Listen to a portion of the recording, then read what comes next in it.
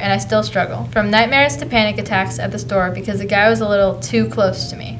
I've struggled with depression and suicidal thoughts. I know many people who suffer from depression and anxiety. I have a full schedule with many college courses. Stress is going to happen. Hang out I've with struggled friends with and depression in my life. worry Glad to say it was Sometimes really it's hard hard to to look manage. for What I magic do to out cope of is that draw time, energy. but nonetheless, I I also feel better after I helping like push buttons friends or go fidget through with my or still jacket going zip. through similar things that I did.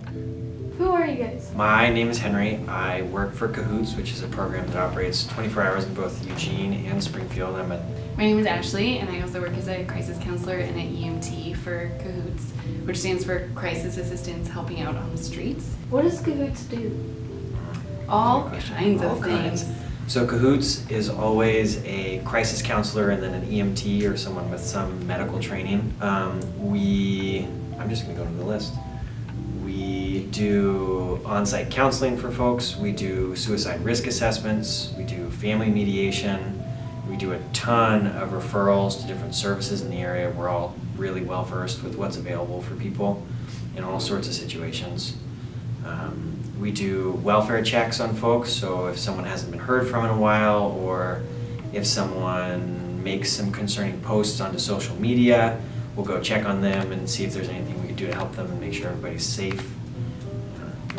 Yeah, anything that's not an acute medical emergency or is not a criminal situation where someone needs to be arrested, we can help out with.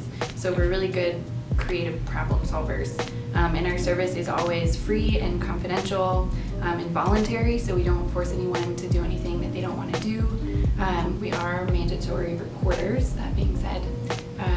But we can kind of come into any situation and see what we can do. To take that stress in stride and to take moments where I say, okay, this is too much, I need to take 10 minutes and listen to music or take a nap or something like that.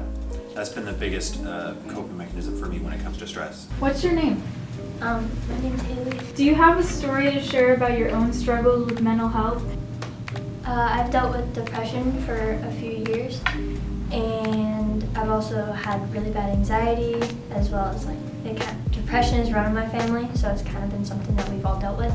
What do you do to cope with mental illness or stress in a healthy way? I think a great way to cope with stress or depression or anxiety is by talking to someone that you love or care about, or someone that you know will try to understand you.